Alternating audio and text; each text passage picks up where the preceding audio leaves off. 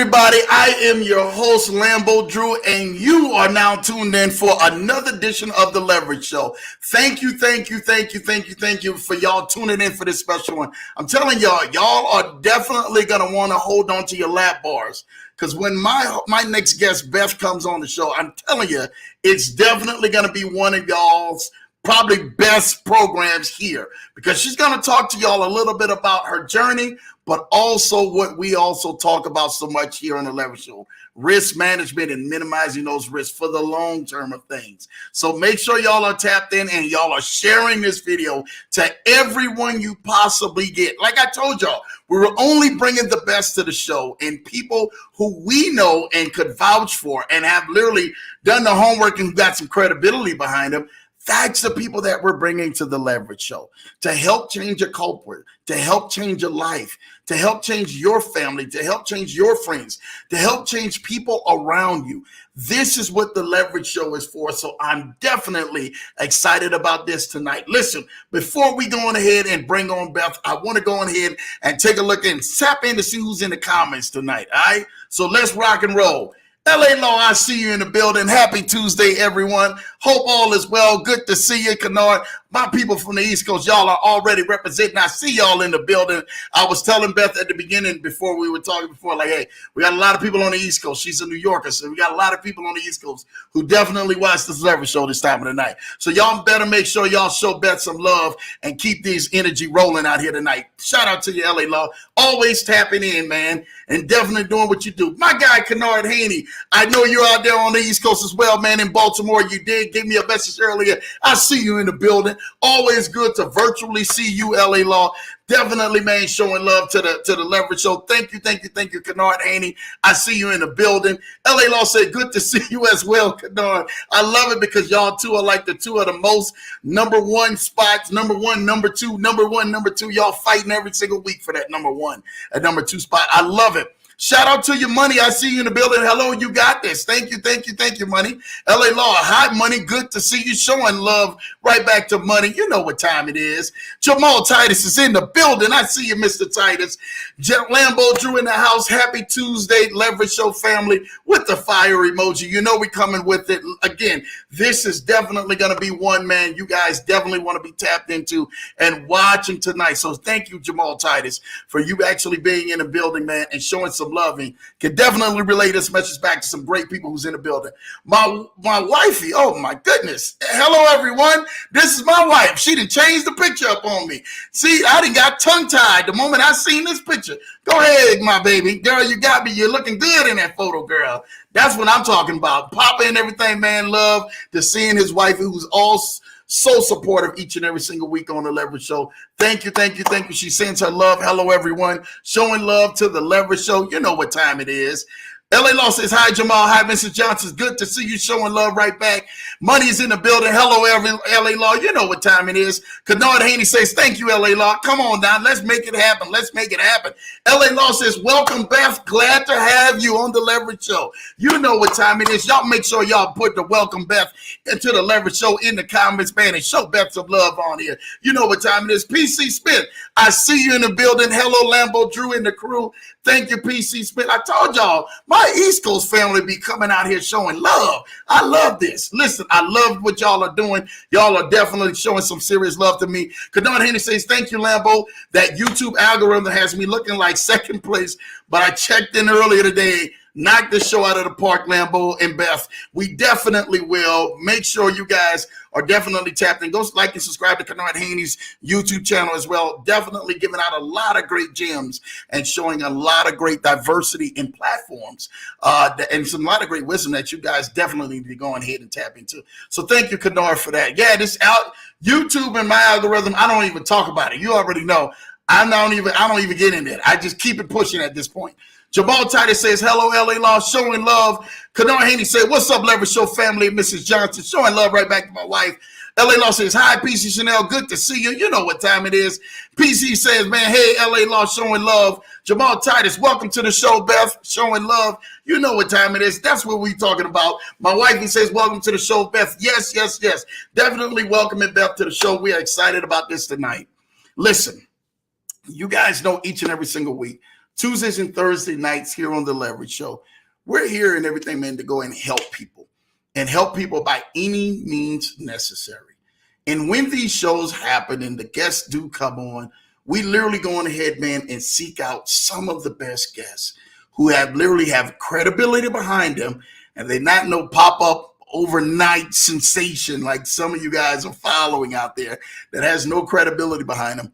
But this is somebody, man, that we actually have a track record with, who's not only in everything, man, has devoted their life, but have devoted their lifetime of actually helping out people and helping out clients. Not just that, I can talk so much about what Beth has been, not just her profession, but her being an esteemed author, her being also hosting a podcast of herself, but also being somebody who loves a family. And anytime, man, that you have that to the Leverage Show, those qualities and that sustainability, man, I'm telling you, it literally goes on here and it speaks volumes of the person and then the guest that comes to the show. Listen, without further ado, we can talk about the life coach. We can talk about her and her financial planning and estate planning and everything else. But we want to welcome the lady, the myth, the legend, Beth Blecker, to the show. Shout out to you, Beth Blecker. Welcome to the Leverage Show.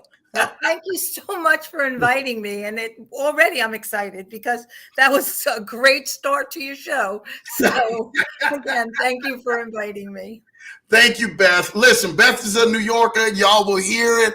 We love it. We love the East Coast. I told y'all my East Coast people was going to come in here and represent on this show. So when you think people ain't out here at 8 o'clock at night, they out here at 8 o'clock at night East Coast time. So shout out to you guys, man, for coming out here, man, and joining me and Beth tonight on the Leverage Show. Listen, Beth, tell the audience about you and exactly, where you're from and how did you start off with everything in your career? Love to hear this. Starting out in my career was very different. It was not normal. So I actually started out as an elementary school teacher. What? Yes, but I never taught because when I graduated, there wasn't a job for me. And I decided that at the time I was getting married to an accountant. So I decided that's a good career. So I actually went back and took some accounting courses and became an accountant. And so I worked as an accountant for a few years. And then I started doing financial planning in my accounting practice. And it became something that I totally adore doing. And we actually started Eastern Planning, my husband and I started Eastern Planning. However, my husband is now and has been for quite a long time my ex-husband. Yeah. So he left Eastern Planning and I took over. And I'm going to say that was 26 years ago. And 26 years ago, there were not very many women financial planners and even less women entrepreneurs. So it was a major change for me. And I was so fortunate because my son came into business with me. So when you talk about everything you do with investing, I do nothing with investing. I do the financial planning and all of that. My son is a chartered financial analyst and he does the investing. So if you're going to talk about everything you do with leveraging and all of that, I can talk to you a little. Look at me. We come on here to talk about planning. We are not going to talk about, we can talk about money plays from here to yonder. We want to talk about what you do, Beth, and what you are an expert in and have been helping people for countless of years. And that is what, so bringing my son into my business and having a family business, what happened is we became a firm that says, let our family help your family. Yeah. And that's what we've been doing. So a few years ago, I wrote a book, a couple of years ago. You know when? COVID. When you got locked in your house? Yeah. In COVID, I wrote a book and it was called It's Not Just Money, It's Life. Because one of the biggest things I've found with clients is my biggest important job is helping them spend their money. Because they're either going to spend too much or too little. So that's the most important part of my job, making sure that they enjoy their money. And then, of course, making sure they don't run out of money. Yeah. Yeah. Well, see, that is so, and you know what? It's so intriguing because it's like it's the catch 22 with it all, Beth. You know, we have a lot of people who are saying, hey, I'm not making enough money. Show me how I can make more money. And then you have that catch 20 people where they've got enough money sitting in bank accounts, mattresses, and everywhere else. And they don't know what to do with it. They're not spending it. They don't know what to do. That's when you come in. You know, that's when you're like, hey, show me what to do with this so that I don't run out, you know, in the Right. long run.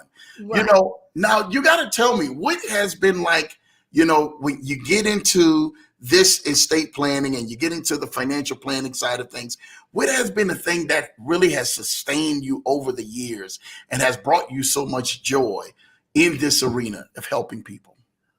Well, truthfully, it's working with the client's family. I don't lose clients. And Yeah. unfortunately, how I lose clients is because they pass away. And Mm, so working with my clients and their children and their grandchildren and being able to work with with the clients' families and unfortunately sometimes today I had a conversation with a client who we're moving into right now assisted living. mm. Now she's almost 90. So Yeah, that's oh, not so bad, right? yeah, And yeah, she's still quite in good shape. But the yeah, conversation was with her son and daughter-in-law because it was moving her to that next stage, making sure she was ready for it and she was happy with it. yeah, And that's the important part of my life because my job because it's making sure that the transitioning in life happens with ease yeah. and incorporating your family and not stressing. Yeah, yeah. And I think that has been, you know, that has been a biggest thing for us. That most of the time in life, we spend so much time trying to go through life and never really planning very out towards the end of our life. We start thinking like, you know, in your 20s and your 30s and your 40s, oh, we just out living life, but no one is making a plan. What has been the adjustment, especially of writing the book in a point of COVID? Because now the reality sets in when COVID hits, the pandemic hit, that hey, we may not only have so much more longer that we think, we need to be start getting some things together right now. What was the thoughts behind writing that book during that time frame, Beth? More so, it was about you may not have more life. Like you may have been saving and living your life, working and saving and not really doing enough Mm, and not realizing how close you are or how good you're doing in your savings and investing and all of that. And mhm. you're not enjoying your life and you're planning on this wonderful future. And what happens if you don't have that wonderful future?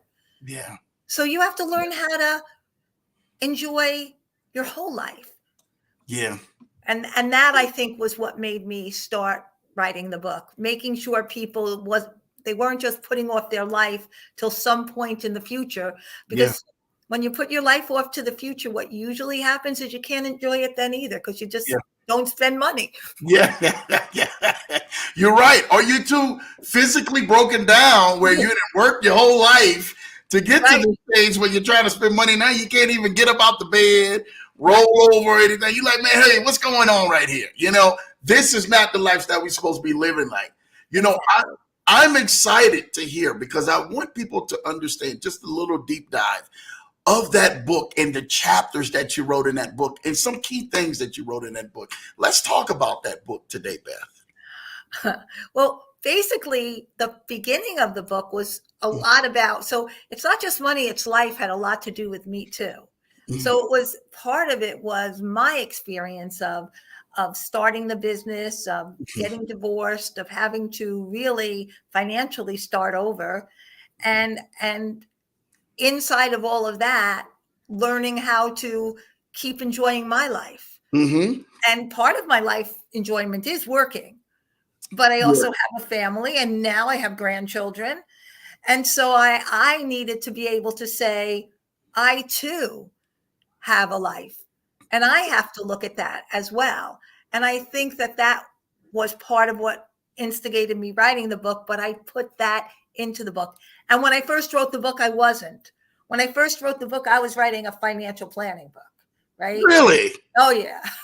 Really? Come on now. I was. And then all of a sudden I was like writing a book about me.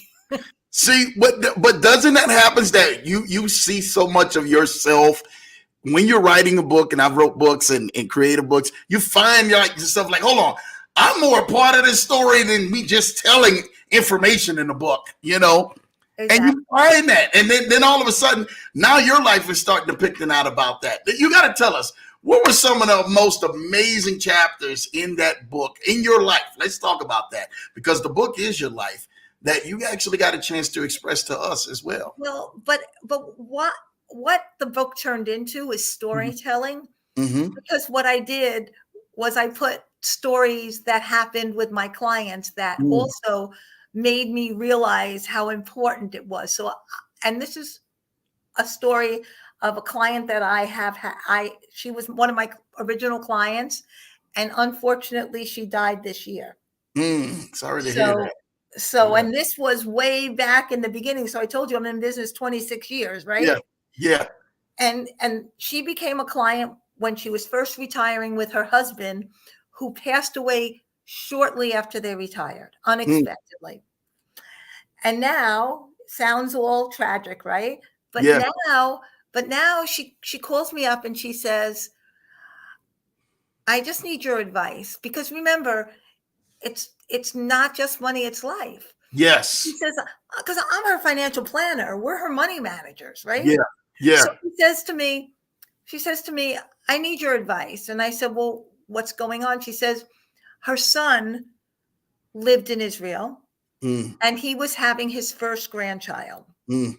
I really want to go to Israel to see the birth of my great grandchild. Okay. It's going to be her first great grandchild. And I said, well, why don't you go? And she says, I don't know. My husband passed away and Mm. it's such a long trip. And I really don't want to go on the plane by myself. And it's so hard. And I said to her, well, why don't you fly first class? Right. And Right. she looked at me and she said, I'm not rich. I can't fly first class. Well, the woman had significantly over $1 million, significantly over $1 million, Oh, right? so she's got over seven figures, and she don't And want to that fly was in first and class. that was back in the 90s. Oh my goodness! So So yeah, I said to her, because people, there's a difference between, and that's what, people rich and the regular person who saved all their lives and built up this beautiful pile of money mm-hmm. don't consider themselves rich, Yep, right? yep, So yep. I said, okay, maybe you're not rich, but you have plenty of money to pay for round trip first class tickets. Mm. And she said, really? And I said, absolutely, do that now, right now, because you're going to chicken out. And she bought the tickets. See, And she called me between leaving to say, we're still sure I could do this. This is okay. And I said, absolutely. And when she got back, she said how much better it was and the difference in flying. But you know what happened? Not a year later? Talk to me. She called me back up and she said, I want to go to Israel again. Can I still afford first class? Mm. The The mindset. answer was yes. The mindset. But she didn't know. She's like, I've been budgeting my whole life. You know, we're doing all of this. Then you get insurance policies and everything else that comes up and 401. They're starting to look at this like, wow, I didn't know I had. But I'm glad that they have someone like you, Beth, Right. to be able to go to say, you can afford it. Go ahead and do it. Yeah. And it's still going on right now where we're settling her very nice estate. Yeah. We're settling her estate and I'm working with her children. And it's so nice and easy to work with her children because we talk about her. Yeah. It's not just talking about her money. It's talking about her. And it just makes it very, and she, of course, we work on estate plans and we had everything all set up. Very important to have proper beneficiary designations and all of that. And it was all, of course, okay. So that the settling of the estate is so much easier. Yeah. Yeah. Yeah, you know, I want to talk about that, those estate plannings, because those, I mean, they differ from everybody. You know, we hear some, famous people who left us, like Prince, and some of With the other nothing. I had, know. yes, they had nothing in place. What do you say when a client comes in and they literally have some sort of real estate, some sort of assets or something like that, and they say, "Hey, Beth, where do I start from with this? Where do we go from that? Where do you go from that with them, Beth?" So estate planning is mandatory Yeah. in my practice, mandatory. Mm. And also what's mandatory in my practice, I think, being a woman, and I don't have only female clients. Mm. I told you my son's my partner, so he would Yeah. not be happy if they were all women. He likes having women clients. You know he is. He's like, yeah, I I'm mean, my loving son it. is married with a daughter and a girl dog. So Yeah. You know what time it is, and he's like, "Oh, we got it, Beth." yeah. So, So but I have to impress upon my my clients when they come in, they have to come in as a couple. They have to come in as a couple really? And why is that? I love to because hear this answer. because they're living as a couple, Mm-hmm. and maybe their money beliefs are different, but Mm-hmm. they need to know what each other wants. They Yeah. need to know how each other lives, and Mm-hmm. they need to be able to enjoy life together. And Yeah. if they're not listening to the plans together, and also not only do they have to come in together, but they also have to express their wishes and Mm-hmm. goals together. And because again, and especially sometimes, and you'll be surprised, it's not always the woman. Mm-hmm. Many times the woman is the financial person, not the man. It's the woman.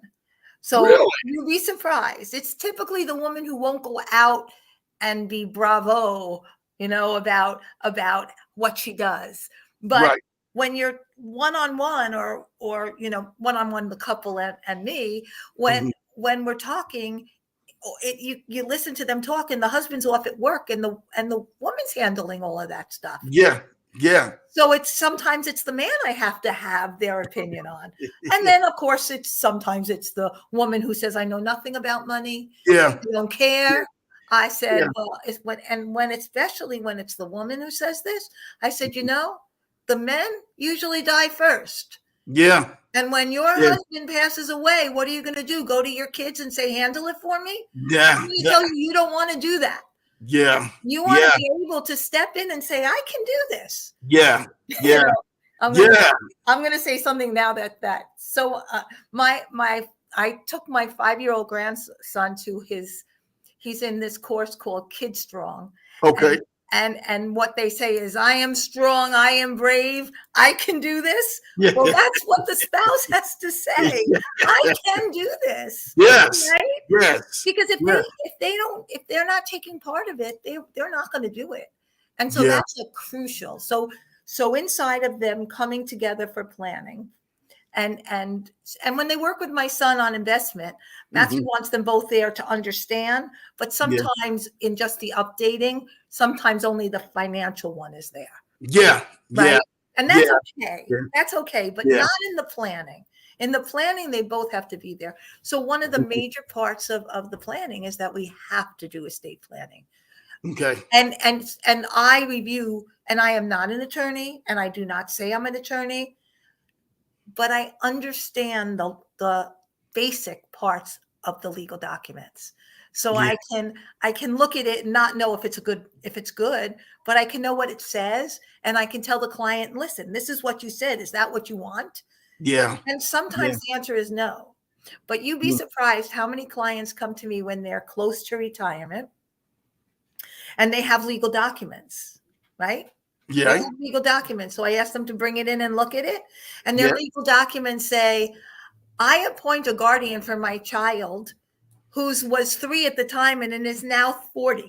I don't think your Right. child needs a guardian." Right. Not at that point. Not at 40 at this point. Now, I don't know. They got some bad management 40-year-olds and 50-year-olds. Still managing money And back. not a guardian. Then they need a trust. Then they need a trust at that We'll point. do that. You are 100% right. So look, there's no exceptions to that rule. Yeah. So, but now, do you see yourself even when you're doing so? We talk about estate planning, and we do understand the life planning of that. And even on this show, we've talked about that. Is there a way while you're producing a flow of income coming out to them where they can actually leverage some of their life insurance policy for right now, if they wanted to take and borrow money throughout the process to possibly help you out? Okay. Sure. Absolutely. Talk a little bit about that, Beth, tonight, because I know you're pretty well in that, well versed in that. So if they have a policy it has to be very careful, because certain whole life policies, when you borrow and you take money out of your policy, there's a very high interest rate. Yeah. And so it really has to be written. And usually it's a universal life or variable universal life that you're borrowing money out of. But you have to be very careful, because the older you get, the higher the premiums are. So you really have to be careful inside of, you can take some of that money out, but you always have to make sure you're keeping that cash value high enough to maintain the policy if you need the policy. Sometimes we take the money out and say, hey, we don't need to pay premiums anymore. Let's just fill the policy. And we're okay with that. But it's very important that you just don't borrow money out of your policy and then forget about it. And all of a sudden they tell you your policy is lapsing, and now you owe all this taxes because you borrowed money that was not after tax money. It was part of the pre-tax money. You just hit that nose where, and we've had guests who came on here and we were talking about this, and they were talking about the IULs, and they were talking about whole life and tax, pre-tax, and tax, and they were talking about the difference. Talk to the people a little bit about that difference of pre-tax and the things that they actually can go on ahead and not be taxed on into that. So the surrender value of a policy is all the cash that's in the policy. And when you're paying your premiums in more than the cost of insurance. So premium is not cost of insurance. Premium is the amount of money you're giving the insurance policy to hold. And sometimes you're doing it because you only want to pay the premiums for 8 years, build up enough cash value in the policy so it pays itself until you die, right? Hopefully very far out there in the future. And then you're not borrowing the money out because you're not putting lots of extra money in the policy, but you're putting enough in to keep it paid. But inside the policy is cost of insurance. And the cost of insurance comes out of the cash value. Now, the premiums then can grow. Remember, the premiums are after tax money. Well, they're after cash because now they're not, but they're after tax dollars, right? So you got money, you put it in the bank, and now you pay a premium. You put in checking account, you pay your premium. You've already paid tax on this money. If you take that money out, you don't have to pay tax on it. It's after tax. But because you're putting extra money in and you're investing it, either in an index with an IUL or a variable universal life in investments, or even just getting dividends and interest, that's pre-tax money. You haven't paid tax on that. So when you borrow money out, the insurance company kept track of what was your money and what was, in essence, their money. The money that they gave you because you earned money, but you didn't pay tax on it. So if you kill a policy and all the money's gone, they'll say to you, well, this was the money you put in, $60,000, and this was the money the policy earned, $40,000. So you owe tax on $40,000 because it was pre-tax money. If you keep the policy alive, that's why I say you have to be sure what you're doing. But if you keep the policy alive, but that means you're paying premiums, and you're really not paying premiums, you're paying cost of insurance throughout your whole life, and you have to have enough money in the policy to keep paying the cost of insurance, or you turn it into like a term policy and just pay the money that you need to pay in. And then you die, and now you get your face amount less your loans because you borrowed money out of it. Yep. So the money you took out is no longer face value. So if you had a $1 million policy and you took out $200,000, now the value is $800,000. Now your heirs get $800,000 tax free. And right now in the estate tax world we live in, it's pretty much chance of being estate tax free too. Yes. Good. For some of y'all who know this, man, because we've been talking about this play for quite a few shows, and Beth is the expert when it comes to this. So that's why I wanted to definitely bring Beth to the show so y'all can get y'all questions answered. Kennard Haney got a great question. Shout out to you, Kennard, because Kennard said I'm earlier reading it.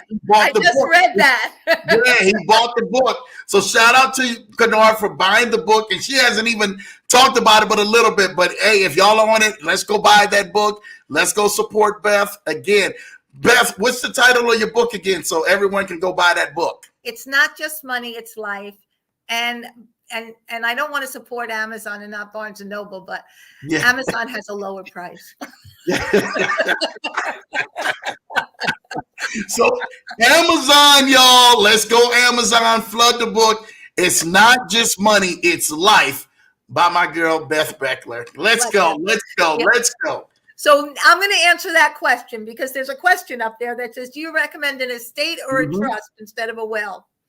And this is the financial planner. Well, actually, it's my accountant answer. Yeah. The answer is it depends.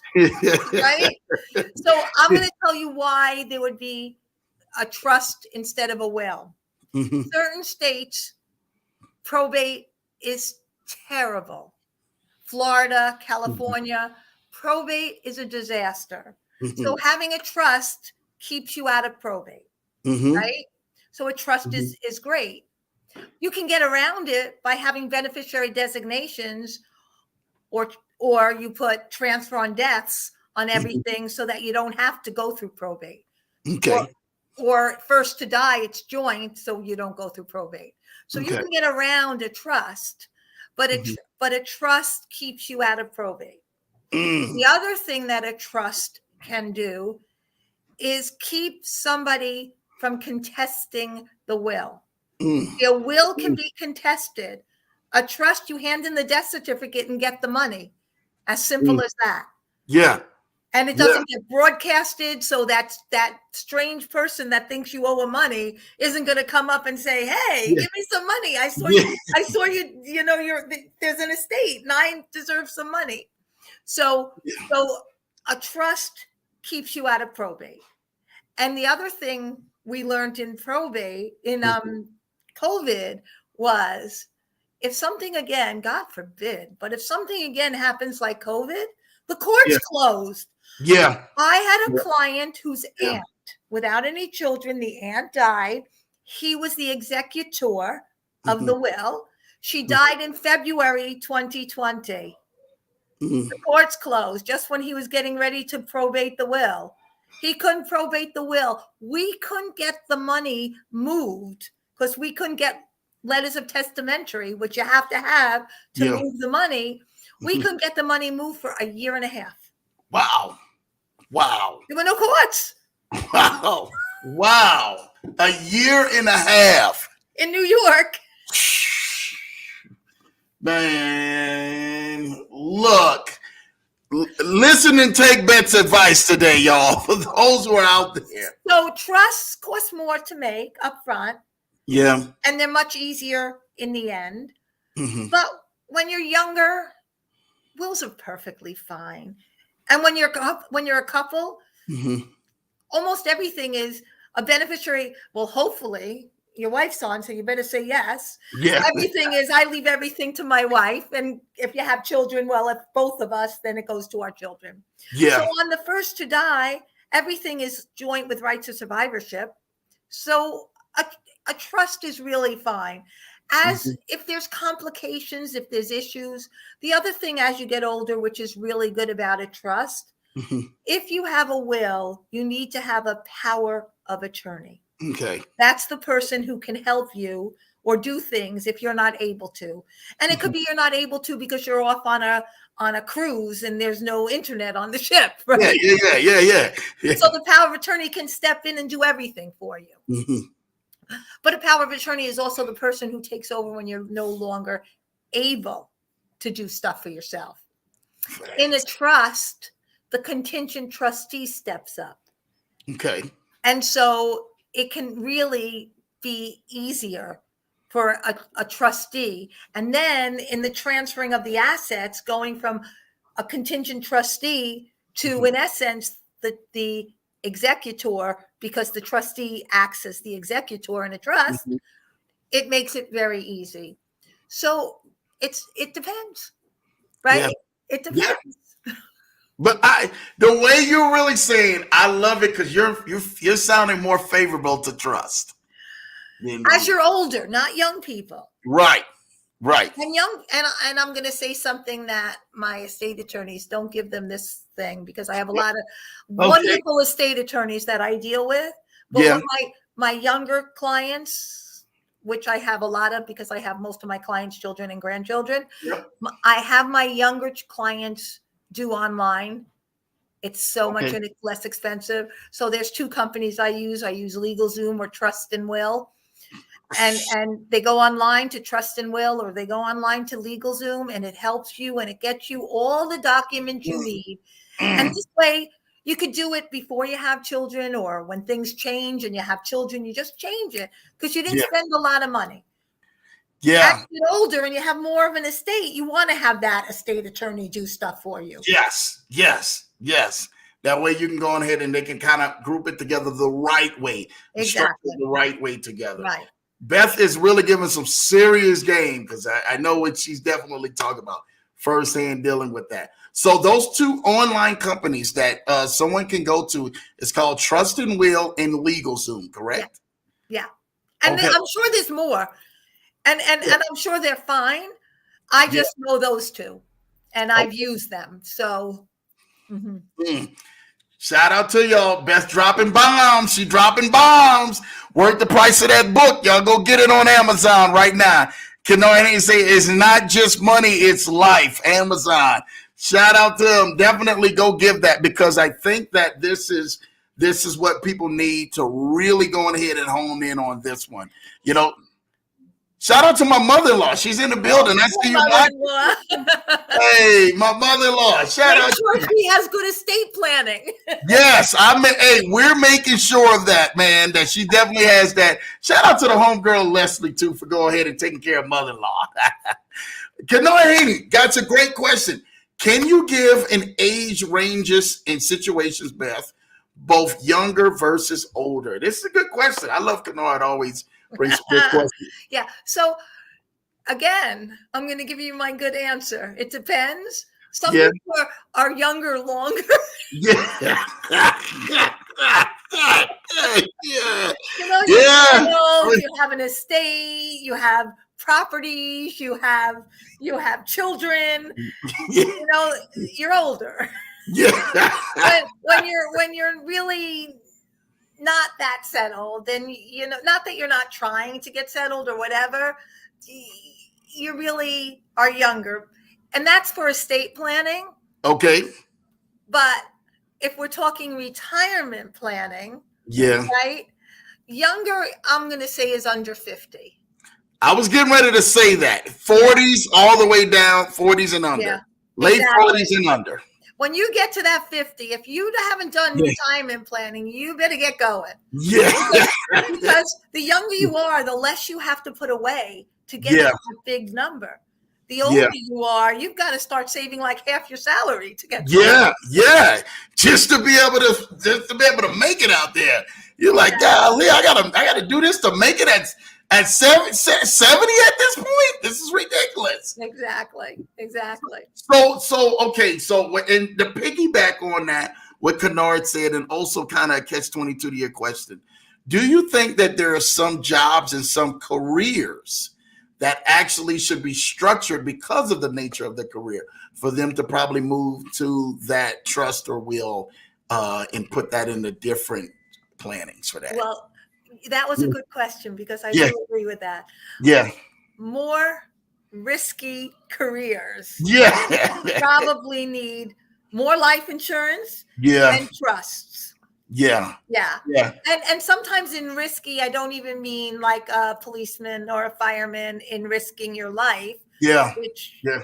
is terrible. And but in risky for that, I was really talking about somebody who has the ability of getting sued, or Yeah. an entrepreneur who, who's growing a business, and that, Mm. then you would want to have more trust. So that would be more of what I was talking about. No, that is a good, because I don't think that when most people hear that, they automatically think, "Oh, I'm going to do it when I get older." Right. Like, I'm going to do it when I get older, and they automatically kind of put it out of their mind.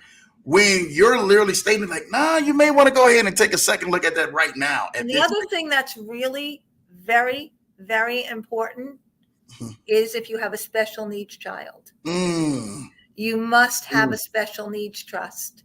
Mm. And then you must make sure that anyone who loves that child and thinks they're going to do a wonderful thing by leaving them in their will, do Yeah. not. Yeah. Because if that special need child is getting support, federal or state support, and you leave them $25,000, they Mm. lose the support till they spend down the $25,000. Yeah. So if Yeah. you make that special needs, and then I'm going to tell you one other thing, but if you make that special needs trust and you make sure everybody knows, don't give them money, make sure it goes to their trust, then you protected them. Completely and totally protected them. But inside of saying a special needs trust, Yeah. there are several types of trusts, but there are two main trusts, and that is called a revocable living trust, Okay. which is your social security number. It doesn't, it's just sort of a paper fence. Okay. It keeps you from probate, but it doesn't help you in taxes. Yep. Yep. It gives you a trustee. It gives you the ability to just do a death certificate. Okay. But then there's something else called an irrevocable trust. Mm. A lot of people keep life insurance in an irrevocable trust to keep it out of their estate. Okay. But again, we need a lot of money to worry about an estate these days. Yeah. But sometimes an irrevocable trust is important because that's what protects you, because it's not your money. Yeah. So if you are afraid of being sued, then a revocable trust isn't helping you for that. Okay. But an irrevocable trust is. A special needs trust needs to be an irrevocable trust. In an irrevocable side. Yes. They have the special needs. Now, is not just special needs. What if they have a family member who may have had complications, and does that count as like special needs too as well? You can have a contingency to it, but they don't have to be a special needs trust. Okay. So sometimes you have a trust and you don't give the person the money outright. Yeah. Yeah. We call it a spendthrift trust.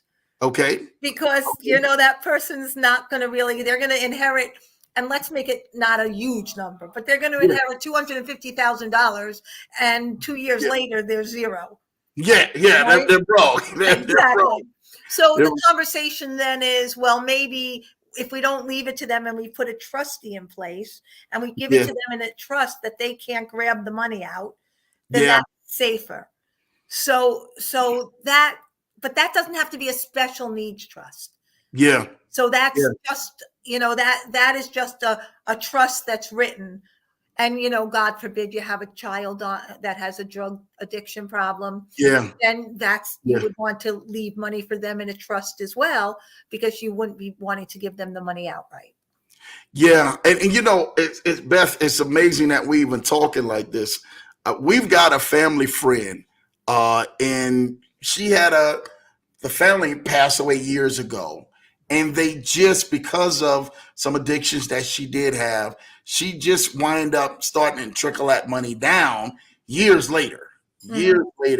And I know what you're actually talking about when you're meeting with that. And I've got definitely a lot of viewers who may be dealing with family members and dealing with friends, man, who definitely are in that same ballpark. You think that they should definitely be in that type of trust. And what's good about that trust as compared to a special needs trust? See, a special needs trust, that's it. You can't break it, because if you break it, the government's going to grab the money. Yeah.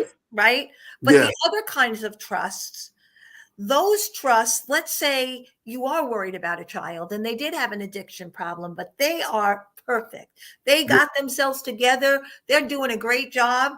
The trustee can break that trust and say, you deserve to have your own money now. Break the trust and give them the money. So it doesn't have to be as strict. Okay. The trustee could also say, I'm never giving you money.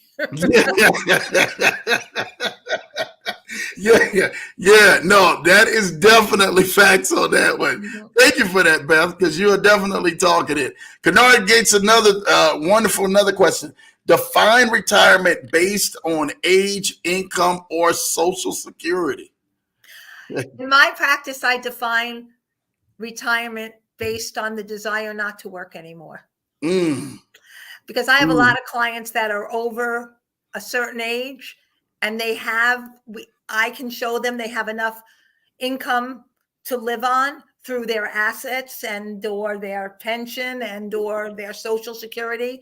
So they can retire, but they don't want to retire. So the conversation is, and some of them are self-employed and they're just going to stay working until God knows when.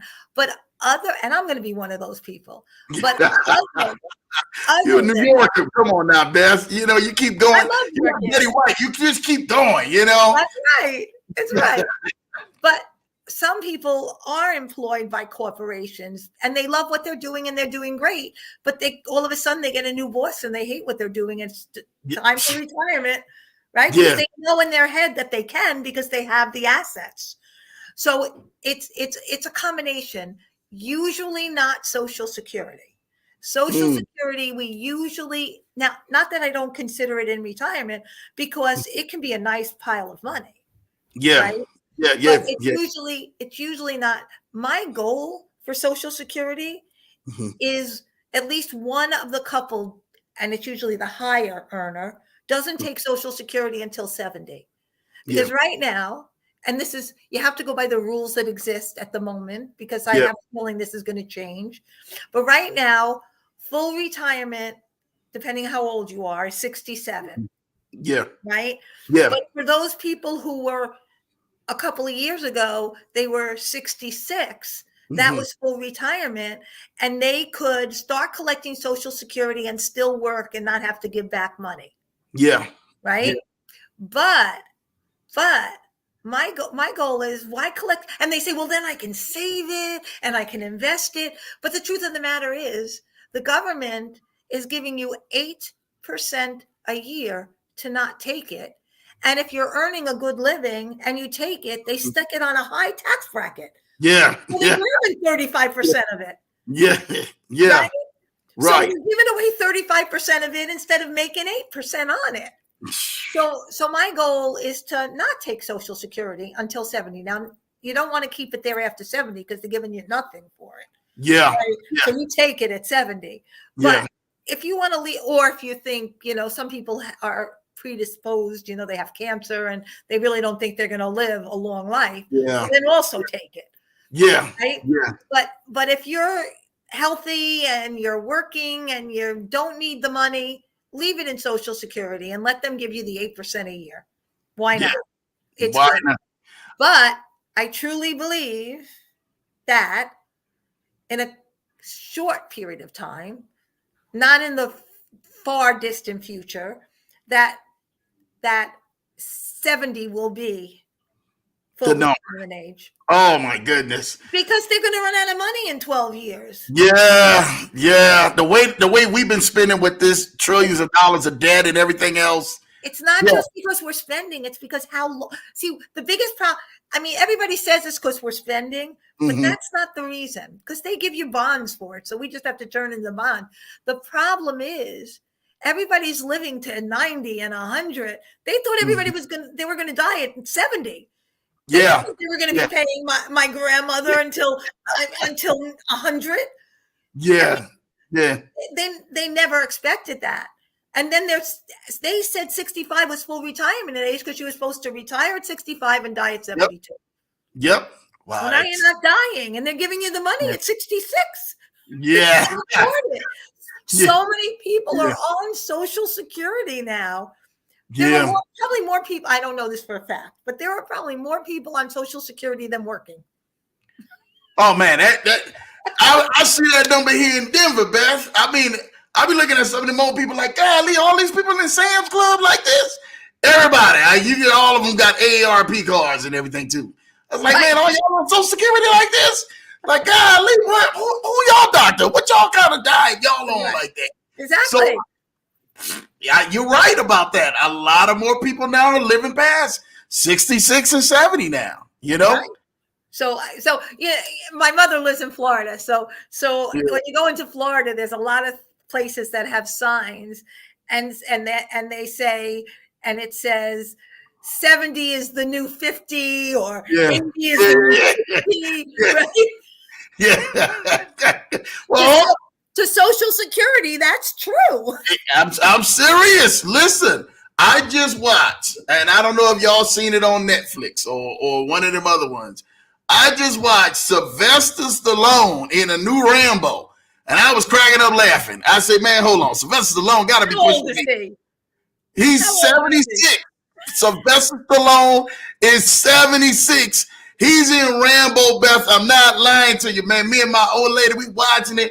He's slinking people, he's shooting people and setting bombs. I'm just like, Rambo, you've been doing this 40 years ago. You know, like what's going on? So it's a difference. People are living in these 60s and 70s and 80s now, and man, they out there still making movies and still doing their thing, you know. I mean, so look, Sylvester had me in there like taking me back almost 50 years ago in Rambo, looking at him. So shout out to everything, man, on that, because Beth, you are 100% right. My guy Freddie B, I see you in the building, slightly late. What's up, Leverage family, man? Shout out to you. Shout out to you, Britt, Baby Jackson, everybody down in Louisiana, man. Please give the family my love. You know what time it is, Freddie B. Kanoa Haney say, if you're watching the show and this is your first time, please say hello, please, so we can virtually hug you into this family. Thank you, my guy Kanoa. You know what time it is. Look, my wife said, I was with you until you said old lady. She know what that means and everything. Yeah, that mean my wife. She know what that means. We call her my old lady, man. But that's my wife and stuff like that. But she was with us and she was watching, and I was like, this is the most gruesome Rambo I've ever seen. So shout out to Sylvester Stallone and everybody else who living in their 70s and living good in their 70s and 80s doing this thing. You know? Do you find out there are more people now going towards that age? Because I want to talk about that just a little bit. For those who are out here who they may be in that stage themselves, or they may find that their parents or grandparents are in that stage. Do you find out that there's more people that need to have a conversation with someone who is later on in life in that stage to actually get some things together? Yeah. We have family meetings. Mm-hmm. One of the things we have our older clients do. Now, many times you have to have a family meeting without telling the numbers. They don't want your children to know how much money they have. Yeah. Right? Yeah. But you still have to tell them the wheres and the whats and all of that. Yeah. So we have family meetings where we meet with the children and we say, this is what your parents have done. This is their planning. These are their legal documents. I have a program that all my clients get a website. And on their website, they keep, it's called a vault, but it's PDFs. But they keep PDFs of all their legal documents, of all important things. Mm. The one thing that I have been very adamant now, and one of those are very important, is the cyber assets. Yeah. The cyber information. Because I did a podcast on I See Dead People. Yeah. Right? On Facebook, there's tons of dead people. Yeah. Because people don't know their usernames and passwords and they can't get them off. Yeah. That is 100% facts on that. Right. So inside of I See Dead People, we make sure that we keep lists for our family of all our usernames and our passwords, and we don't want anybody who might have cryptocurrency to have it disappear in nowhere's land because nobody knew how to get it. Yeah. Wasn't there a gentleman who passed away? Do you remember that? Yes. He had like hundreds of millions of dollars, man, into this, and they couldn't even get it out to his clients. So a lot of people lost money on that. Yeah. Exactly. I knew a guy who was a financial advisor or whatever, and he was in that space, and he lost his clients' money who were into that space. Yeah, and he was into that same program that the guy was in, and the guy died, and there's no access to it, nothing like that. Wow. Yeah. So yes, we have the family meeting, and with my younger clients, whose parents aren't my clients, I have them go out and look for things because they need to be able to know what to do when the time comes for them. Yeah. And I think that's what people have been trying to figure out, that what's a good policy between a good policy and a bad policy, Beth, that you have seen that actually that's a win-win in the later, because I know a lot of people say, well, man, hey, go with whole life. Hey, go with term life, go with all of this. What's the difference between something more solid and something not as solid? Talk to me, your advice on that. It depends. You can't make that decision. You have to know the client. You have to know the cash flow. You have to know the use. You have to know the need for the insurance. It's not something that you can answer just on a basic question. It is absolutely depending upon the needs of the goals, objectives of the client. Mm-hmm. Got it. She dropped a lot of knowledge and everything, Beth. Thank you for this. Listen, Beth, is there anything, man, else that you would love to tell the people? Because you dropped so much knowledge tonight. I know the family just came into as well. But definitely, man, let the people know, man, something good that they can actually longevity see and help them out after this broadcast. So I gave you my book. The name of my company is Eastern Planning. We have a website. I'm about to launch my new website in 2 weeks, so maybe you want to wait 2 weeks. It's called easternplanning.com, and I have a lot of good knowledge there. So if you have anything that you want to look up, you can go on to easternplanning.com and you can look it up. And you can also send me some questions. I firmly believe that I want to help people. So I'm not going to say you can only call me if you want to be my client. If I can help you, I'd be very happy to help you. Thank you. Listen, that's what we're talking about. We're talking about helping people and help build a culture like this. So listen, I got the information on the screen. You guys can reach out for her at easternplanning.com. Make sure y'all reach out to Beth at easternplanning.com. Even if you have some questions that has probably been rolling around or circle around you and your family or your table, let Beth be able to take care of that. And I know she'll be able to help assist you, or at least point you in the right direction of something that can help assist you. So definitely thank y'all for that. Y'all make sure y'all go on ahead now, lock that in. It's on the screen, easternplanning.com, and make sure y'all go tap in, man, with Beth as well. Also, make sure if y'all have not seen it yet, make sure you go get the book. It's Not Just Money, It's Life, on Amazon, though. You can get it on Barnes & Nobles, but make sure you go get it on Amazon because it's a lot cheaper and it's going to help you guys save a lot of more money out there in a long term of things. Again, make sure you guys go on ahead and do that and tap in. Also, Beth, how can they follow you? Do you got social media or anything else? Of course. I'm just saying, I got to make sure. I got to put it out there. I'm on LinkedIn, Beth L. Blecker. Okay. And Eastern Planning is on the LinkedIn as well. And so is my son, Matthew Blecker. So you can look at the intelligence side of the group. Hey, the apple don't fall too far from the tree. So I know y'all are definitely doing it as well. So I'm excited about that from both of y'all on that one. So y'all can also, again, go order the book. It's Not Just Money, It's Life by Beth Blecker on Amazon, as well as make sure y'all go tap in here with Beth L. Blecker and Matthew Blecker on LinkedIn as well. So make sure y'all stay tapped in and actually see exactly what they got coming out. 2 more weeks. She says she's launching something on Eastern planning. No, I'm setting up my new website's going to be released. It's going to be the new website. Yeah, my website's there, but I've got a new one coming. All right, y'all better be on the lookout and better be tapped in because Beth is not playing with y'all.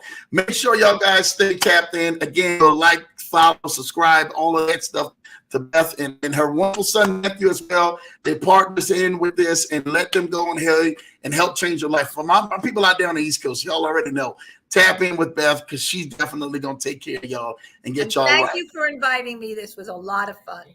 Thank you, Beth. You rocked the house tonight. Thank you for coming to the Leverage Show. You definitely got to come back. We have you back in the time. You know what time it is.